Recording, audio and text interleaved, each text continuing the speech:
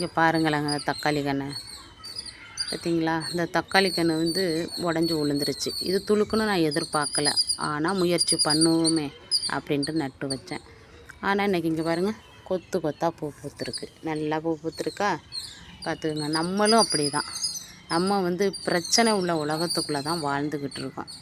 நம்மளுக்கு வந்து யோசிக்கிறதுக்கு 24 மணி நேரமுமே பத்தலை. எப்போதுமே 24 மணி நேரம் யோசனை யோசிச்சுக்கிட்டே தான் இருக்கோம். ஏன்னா ஒவ்வொரு மனிதனுக்கும் ஒவ்வொரு விதத்தில் ஒவ்வொரு பிரச்சனைகள் வந்துக்கிட்டு தான் இருக்குது. அதுலேருந்து நம்ம எப்படி வெளியில் வரணும்னு நம்ம யோசிச்சுக்கிட்டே தான் இருக்கோம்.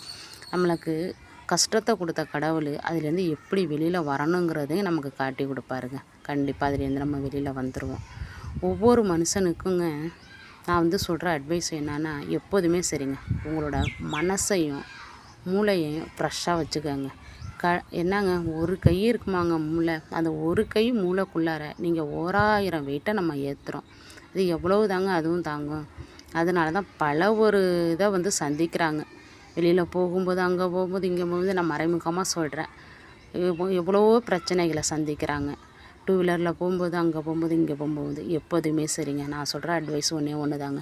உங்களோட மனசையும் மூளையையும் ரொம்ப ஃப்ரெஷ்ஷாக வச்சுக்கோங்க.